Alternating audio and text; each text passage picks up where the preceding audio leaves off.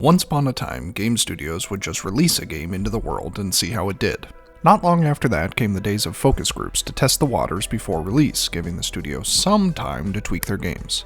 Now, however, thanks to social media, developers and gamers have never had more access to each other during the development process. This, among other factors, has led to a rise in the controversial practice known as fan service. Some view fan service as laziness or pandering, while others view it as the studio showing consideration to their established fan base. So, is fan service ultimately a good thing or a bad thing? In this video, I'm going to take you through a guided tour of some of the best and worst examples of fan service to see if I can get to the bottom of it. Hi, I'm Irish Ronin. Welcome to the channel. If you liked the video, don't forget to like and subscribe. Let's dive in. Let's begin with a very current example.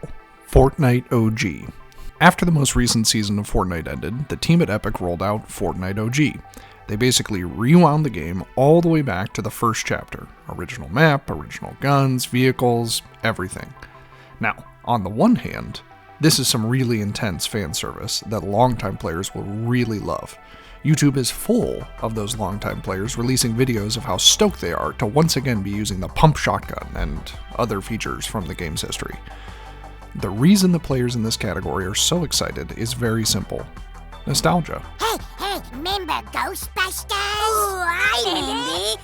And that's all well and good. Nostalgia can be a powerful force in driving an emotional response from fans. I, for example, got so excited about Luke showing up at Mando that my wife probably questioned marrying such a massive dork. However, there is a drawback to nostalgia-based fan service. It only appeals to people who experienced it the first time around. In the case of Fortnite, I only started playing about a month ago, so I have no connection whatsoever to any elements from Chapter 1. Remember? I do not recall that. I do not recall that.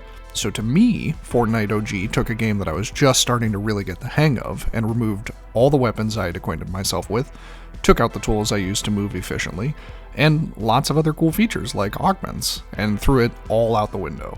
Not great, Bob! And I'm stuck playing that version of the game for the next month. So while people who've been playing since Chapter 1 may be loving the trip down memory lane, the rest of us are now forced to play what amounts to a less interesting game. And I know I'm not the only one. Chapter 1 Season 5 ended in late 2018.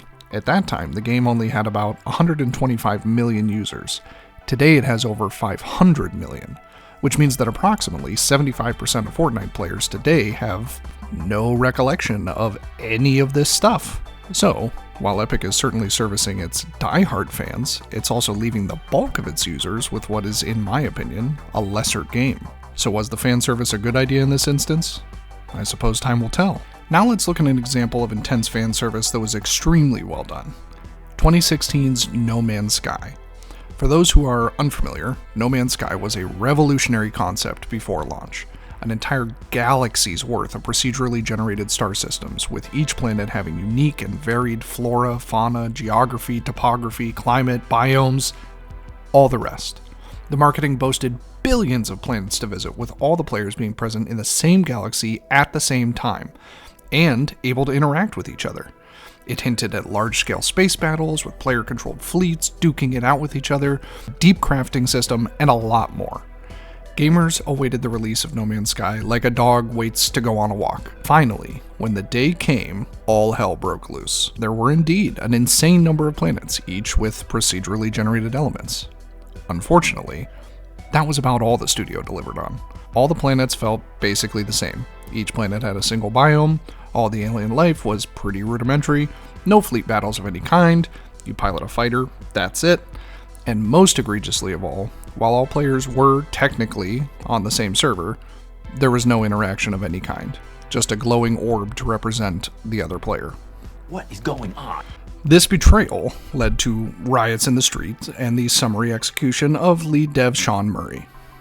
Okay, not really, but people were pissed. And then something amazing happened. The studio actually listened to the fans. In the subsequent 7 years, the team at Hello Games has released 25 updates, which is a little more than 3 a year. In the first few, the team made good on their initial promises. They added multiplayer, base building, better crafting, increased planet diversity, fleet control, all the rest. But By the time all this was in place, something interesting had happened. The studio had developed a unique relationship with its fans, and subsequent updates were chock full of new features that were suggested by the fans themselves, including deeper lore, different kinds of missions, ground vehicles, tons more. This is not the cheap fan service of nostalgia, but the efficient interaction of a buyer and a seller. This type of fan service is beautiful and is undoubtedly a good thing for studios and players alike. In the end, fan service is a double-edged sword. Nostalgia is powerful, and a sprinkling of member berries can improve your player's experience, like GLaDOS mentioning Black Mesa in her song at the end of Portal. But if you hit that nostalgia button too hard, like in OG Fortnite, you risk alienating new fans. Likewise, listening to your fans can allow you to improve your game, like No Man's Sky, but if you listen to fans that are wrong, you risk destroying the game that a lot of your fans actually love. Like when Star Wars Galaxy totally overhauled the game and made it significantly worse, causing a massive player exodus. So I guess my conclusion has to be that, like so many things, fan service is a good thing, when taken in moderation.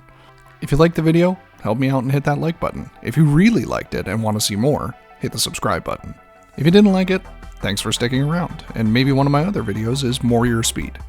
Until next time, this is Irish Ronin reminding you of the most important game loop in life. Do, fail, learn, repeat. See ya!